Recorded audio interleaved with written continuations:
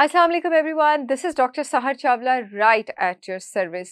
Emotional stress में आपके periods कम यहाँ तक कि ख़त्म क्यों हो जाते हैं और उसका सारा सेहरा आप एस्ट्रोजन और प्रोजेस्टेरॉन को पहना देते हैं जो कि नहीं है। आपके इमोशनल स्ट्रेस से आपके जो पीरियड्स डिस्टर्ब होते हैं या वक्त से पहले आपको मेनोपॉज भी हो सकता है। A condition called as hypothalamic amenorrhea. अभी इसका मैं पूरा ब्रेक डाउन करूंगी। इसका एस्ट्रोजन और प्रोजेस्टेरॉन से कोई लेना देना नहीं है। इसका जिस सिग्नल से लेना देना है उसका नाम, उन न्यूरॉन्स का नाम आपके पास किस पेप्टिन न्यूरॉन्स है। मैंने अभी क्या नाम लिया? हाइपोथैलेमिक यानी हाइपोथैलेमस। दूसरा मैंने क्या नाम लिया? एमेनोरिया। एमेनोरिया का मतलब है नो ब्लीडिंग, पीरियड्स का गायब हो जाना।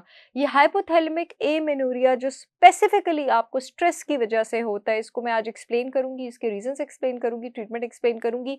ये किस पेप्टिन न्यूरॉन्स की वजह से होता है जो कि आपके दिमाग के एरिया हाइपोथैलेमस में लोकेटेड होते हैं। ये किस पेप्टिन न्यूरॉन्स, वो डोमिनो सिग्नल है। डोमिनो का मतलब है कि वो शुरुआती सिग्नल है, वो स्टार्टिंग सिग्नल है जिसकी वजह से सारे का सारा हार्मोन कैस्केड स्टार्ट होता है। आपके किस पेप्टिन न्यूरॉन्स जो हैं वो सिग्नल रिलीज करते हैं हाइपोथैलेमस में, जो कि आपके पास GnRH रिलीज करता है, गोनेडोट्रोपिन रिलीजिंग हार्मोन। ये जाता है आपके मास्टर ग्लैंड में, पिट्यूटरी में, जहां से आपको पता लगना शुरू होगा कि ये नाम तो हम रिपोर्टों में पढ़ते हैं। LH और FSH रिलीज होता है, luteinizing hormone, follicle stimulating hormone. वो जाते हैं आपके ओवरीज पे और एस्ट्रोजन और प्रोजेस्टेरॉन रिलीज करते हैं। स्ट्रेस की वजह से आपकी ओवरी से डायरेक्टली एस्ट्रोजन और प्रोजेस्टेरॉन कम नहीं होता, यहाँ तक कि आपके पिट्यूटरी ग्लैंड से, मास्टर ग्लैंड से भी LH और FSH कम नहीं होता। इनका जो स्टार्टिंग सिग्नल है रूट कॉज पे हाइपोथैलेमस से किस पेप्टिन जो है वो कम हो जाता है, और इसी पर हम आज बात करने लगेंगे। जो किस पेप्टिन न्यूरॉन है ये बहुत सेंसिटिव है एनर्जी सिग्नल्स को, और उसके साथ-साथ दोनों आपके पास स्ट्रेस को। और सबसे ज़्यादा कौन-सी चीज़ें इसको डिस्टर्ब करती हैं? Elevated cortisol levels, increase cortisol level आपके पास डिस्टर्ब करता है। अगर कॉर्टिसोल बहुत ज़्यादा, इसकी सिक्रीशन डायरेक्टली इनहिबिट हो जाती है। हैवी एक्सरसाइज, क्यों मैं बात कहती हूँ, तो बहुत सारे लोग ऑफेंड हो जाते हैं। ये इंटेंसिव स्ट्रेंथ ट्रेनिंग औरतों के लिए नहीं बनी है। ये जो आप मर्दों की तरह जिम में 5-5, 6-6 दिन मसल बनाने निकल जाती हैं, आप लोग अब बहुत सारे लोग मेरे पीछे पड़ जाएँगे इस वीडियो के बाद।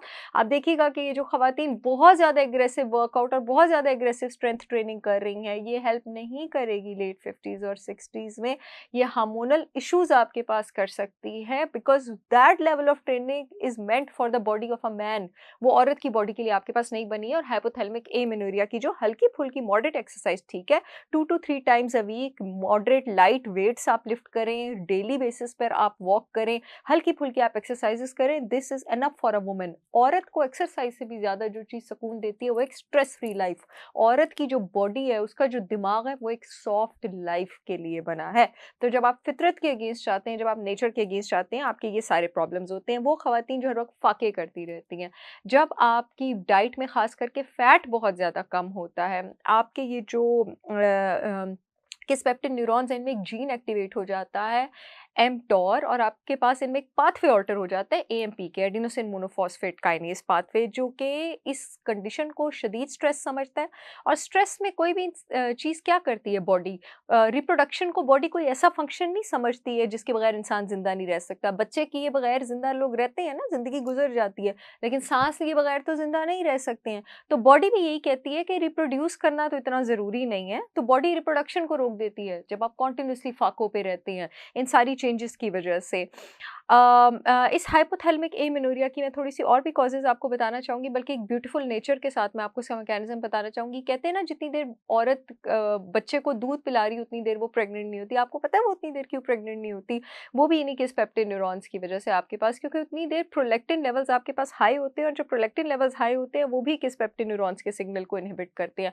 कंसिस्टेंटली अगर औरत की बॉडी में टेस्टोस्टेरोन के लेवल ज़्यादा हैं, जैसे PCOS के केस में ज़्यादा होते हैं, आपके पास एस्ट्रोजेंस या एक्सट्रोजन कंसिस्टेंटली बॉडी में ज़्यादा है, जैसे सिस्ट के केसेस में होता है, एंडोमेट्रियोसिस के केसेस में होता है, फाइब्रॉइड्स के केसेस में होता है आपके पास, ये भी न्यूरॉन्स को इनहिबिट करते हैं, और तो भी आपकी फर्टिलिटी कम होती है।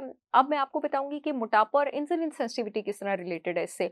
अगर थ्रू आउट आपकी बॉडी में लेप्टिन सिग्नलिंग के प्रॉब्लम्स आ रहे हैं, लेप्टिन पे मैं बहुत वीडियोस कर चुकी हूँ, आप लोग प्लीज़ चेक कर सकते हैं। इंसुलिन सिग्नलिंग के प्रॉब्लम्स आ रहे हैं, आपको बहुत ज़्यादा बेली फैट है, ये भी डायरेक्टली इनहिबिट करता है आपके किस्पेप्टिन न्यूरॉन्स को। और एक और चीज़ मैं आपको एक और लिंक बताना चाहती हूँ। आपके पास जो एंटी डिप्रेसेंट्स और सेडेटिव्स हैं, आपको पता है उससे भी आपकी फर्टिलिटी क्यों अफ़ेक्ट होती है? उसके पीछे भी यही रीज़न है। ये जो आपके पास आप एंग्ज़ायटी की मेडिकेशंस लेते हैं, एंटी डिप्रेसेंट्स लेते हैं, मैं ये नहीं कह रही कि नहीं लेनी चाहिए, जिनको ज़रूरत हो उनको ज़रूर लेनी चाहिए। लेकिन मैं आपको उसका लिंक बता रही हूँ कि इसका लिंक इससे क्या है। ये आपके पास आपके दिमाग में जो इन्हिबिटरी न्यूरोट्रांसमीटर है ना गैबा, गैबा अमाइनो एसिड, उसके लेवल्स को एलिवेटेड रखता है। जब सस्टेन्ड बहुत अरसे तक गैबा अमाइनो एसिड के लेवल्स ऊपर रहते हैं ना, तो भी किस पेप्टिन न्यूरॉन्स इनहिबिट हो जाते हैं। इतनी सारी टेंशन वाली बातें बताने के बाद वीडियो के एंड में खुशखबरी सुनाती चलूँ कि मेरी brand holistic wisdom by Sahar Chawla ने आज़ादी सेल लगाई है। फ्लैट 20% डिस्काउंट चल रहा है ऑर्गेनिक प्रोडक्ट्स पर, पूरे मुल्क में शिपमेंट हो रही है। www.holisticwisdombysaharchavla.com पे जाकर आप ऑर्डर कर सकते हैं। मुझे उम्मीद है ये वीडियो आप लोगों के बहुत काम आएगी। I will see you all again with yet another informative video. तब तक के लिए अल्लाह हाफ़िज़।